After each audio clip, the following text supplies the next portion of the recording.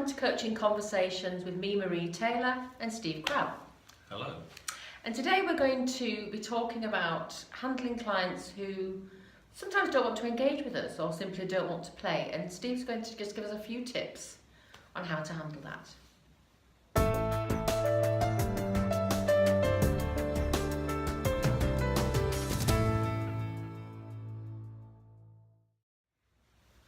So Steve, today we're going to talk about, how do we deal with those clients who, sometimes just don't want to engage with us, don't want to play. So we've had plenty of those. Favourite topic of mine. Yeah. We sack them. Before we sack them. Before we sack them. I think it is an important conversation because in business, it's very different to working on a one-to-one therapeutic or individual personal coaching type arrangement because you really do set the rules yourself as the coach. If the client wants to come to you, it's your game. Yeah, in the individual context. In the individual context, yeah, absolutely. In one of the previous recordings we were talking about when people move the goalposts, or they change the rules. But in an individual coaching scenario, it's your game, really. You get to choose the sets of rules you work to. So the client either plays along to the rules or they don't. In which case, if they're not willing to play along, not willing to engage in the coaching, then you do get the opportunity to go, here's a yellow card, I'll bench you for a while, or here's the red card, you're off. You can sack the client, because you set the rules. In a corporate business arrangement, not always so easy. No.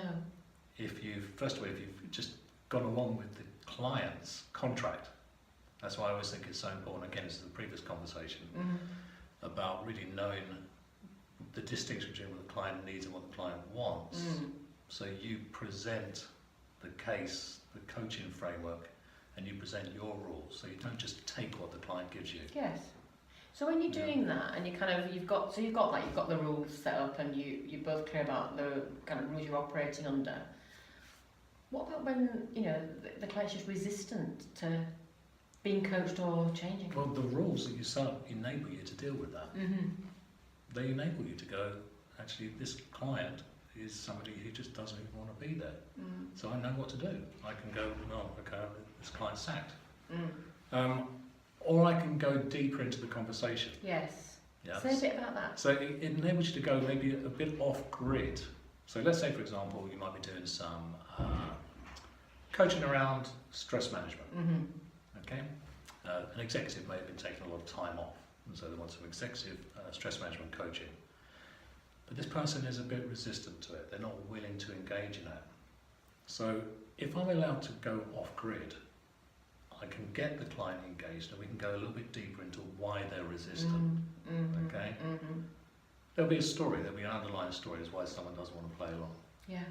So in a way, really, some of what you're saying is there's a story somewhere. If we can get to the story, there's either something to be done in terms of here's your warning. We're not going to be coached because you're not playing by the rules, and I can't do this with you.